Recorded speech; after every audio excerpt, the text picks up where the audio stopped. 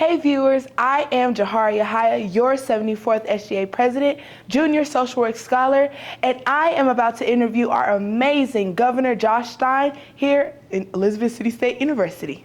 So how you doing this morning, Governor Stein? I am excited. It's graduation day. Yes, that is amazing.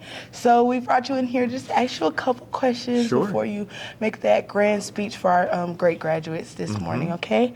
So our first question for you today, Governor, is how did your tenure as Attorney General of North Carolina help prepare you for your duties as governor?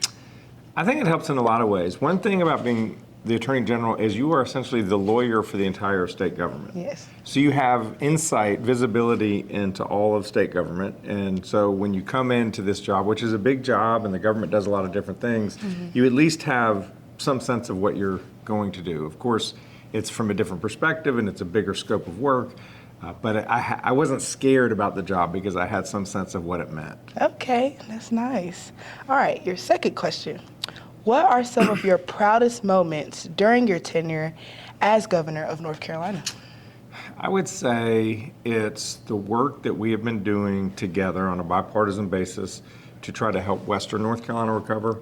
You know, we're about as far away from Western North Carolina as you can be when you're in Elizabeth City, but that storm that hit about a year and a half ago was absolutely devastating. Yes. $60 billion, 108 lives lost. It was, by a factor of 3, the most damaging storm we've ever had in North Carolina.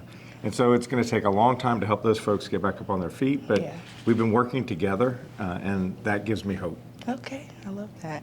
All right, your third question. What are some words of advice for someone who may aspire to serve their state and country in a similar manner as yourself? I think the best piece of advice is do what fuels your passion. Do what makes you happy, because you're not going to really excel at something if you don't love it. And so if somebody says, you know, I'd like to be in the state Senate someday, or I'd like to be Attorney General. Obviously, if you want to be Attorney General, you have to go to law school. Right. Or if I want to be governor, you don't go from here to there. You do a lot of different steps along the way. Right. And the way that you get opportunity is to do whatever you're doing right now as well as you possibly can. And then you learn what you're good at, what you need to improve on, and the next opportunity will present itself. And then you jump at that. So it's sort of like a leapfrog thing, but you don't know where the landing spots are until you do it. So just focus on where you are in the moment, enjoy it, do it well, and more opportunities will arise. All right, okay. I like that answer.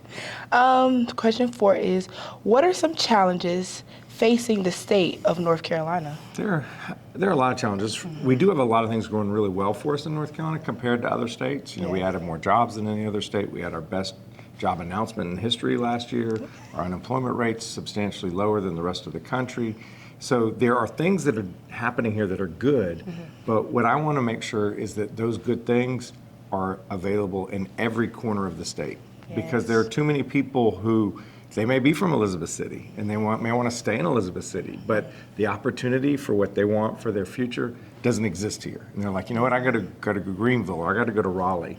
And I want people to be able to make their future wherever it is they want to. Right, you're right. Okay, so I have the last and final question for you, Governor. And it is, how do you plan to continue supporting HBCUs like Elizabeth City State University and expanding opportunities for our students? Well, university is just an incredible way to open up doors for young people. And so I want as many people who want that future for themselves to be able to access it. So we have to make sure that it remains affordable. Right. So keeping cost of college, university as low as possible is a top priority.